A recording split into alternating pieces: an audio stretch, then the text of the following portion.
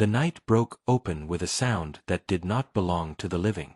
It was the brittle gasp of a woman pushed beyond the edge of her strength, a sound torn from the ribs of a 76-year-old native mother who had walked too far, carried too much, and asked too little of the world. She staggered through the quiet valley with her daughter pressed close, both wrapped in exhaustion so deep it felt like a second skin.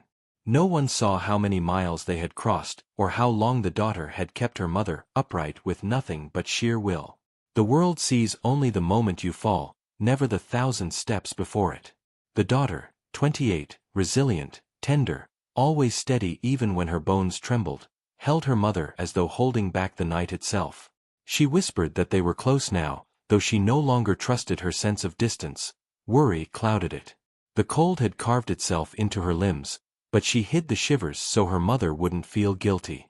She wished she could carry her, but her mother's pride was a quiet, unmovable stone. They had left behind a ranch where the door had been closed before she even finished speaking. The man who answered had once promised the daughter tenderness, only to exchange it later for the comfort of a richer bride. When she stood on his porch earlier that evening, desperate and ashamed to ask for shelter, he recognized her instantly, and still turned her away as if kindness were currency he could no longer afford.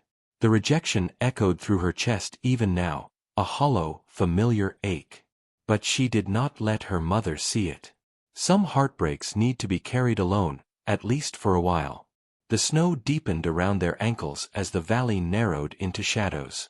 Ahead, faint and unassuming, sat a cabin with a lone strip of light slipping through its shutters. The daughter whispered a prayer under her breath. She had heard rumors of the man who lived there, a 35-year-old cowboy named Elias Carr, a quiet soul who survived his days by mending fences, tending horses, and keeping to himself. He had no fortune, no family, no grand reputation, only the steady sort of goodness people noticed when the world wasn't watching. The mother stumbled, knees folding like wet paper, and the daughter lowered her gently before she fell. Her breathing rattled. Her skin felt thin as parchment. Panic rose in the daughter's throat, sour and sharp, but she swallowed it. Panic never saved anyone. She gathered her mother again, lifted her with trembling arms, and forced her failing legs to take the last few steps toward the cabin. Before she even reached the porch, the door swung open. Elias stood framed in lamplight, his features softened by the glow. His eyes widened at the sight of them, two women carved by cold and heartbreak. He didn't demand explanations. He didn't hesitate. He simply stepped into the snow and reached for the mother while the daughter tried to hold her upright.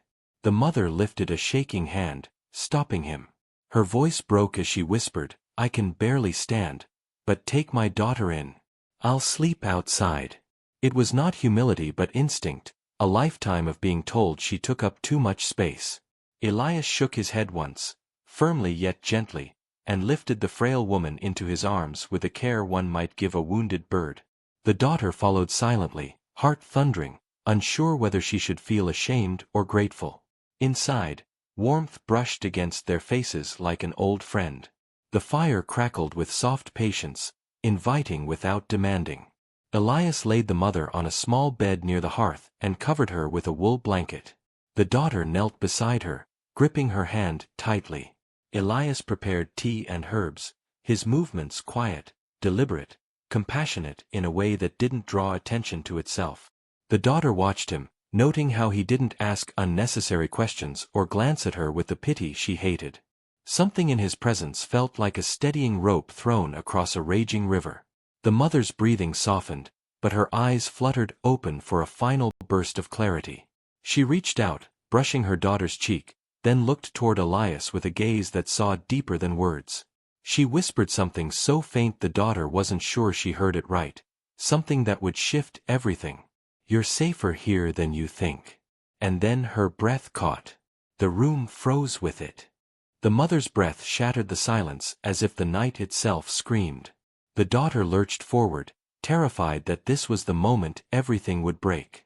Elias reached her side instantly, kneeling without thought, his hands steady despite the storm trembling against the walls. The mother's eyes flickered open, unfocused yet searching for something neither of them could give.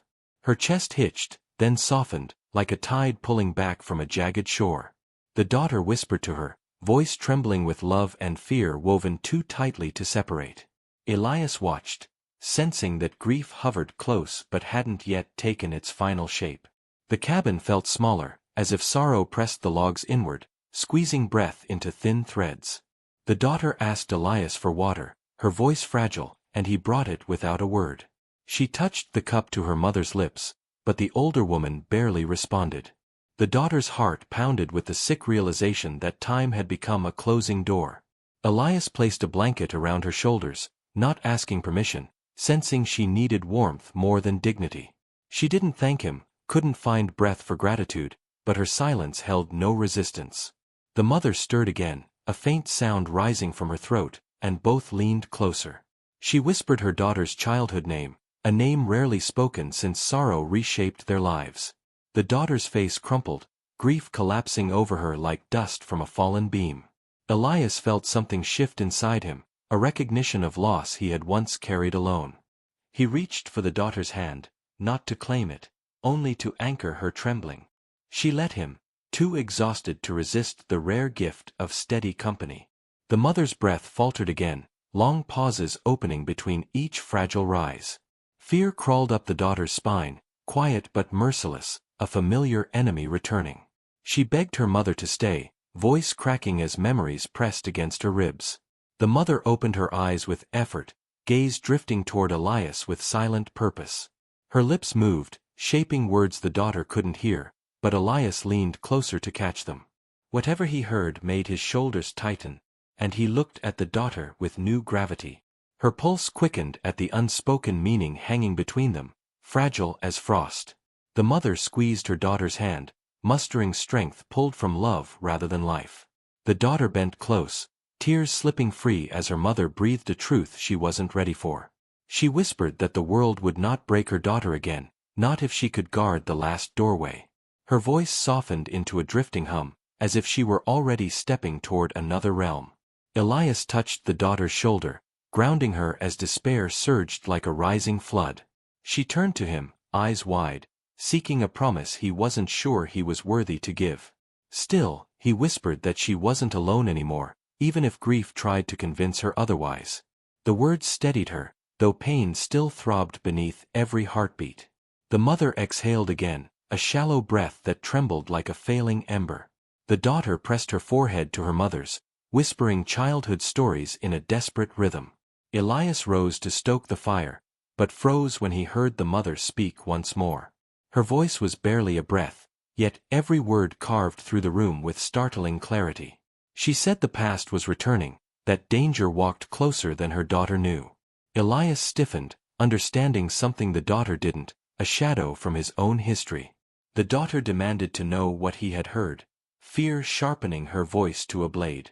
Elias hesitated, torn between honesty and the desire to protect her from a truth still forming. The mother's final words slipped out, faint as drifting ash, naming the man who had abandoned her daughter. He was coming. The daughter recoiled, disbelief crashing through her as Elias stepped closer, readying himself for what lay ahead. The room felt smaller, charged, trembling with the weight of what had just been spoken. Before she could speak again, the mother's breath vanished into a terrible stillness, leaving the world holding its own. Then came a single knock.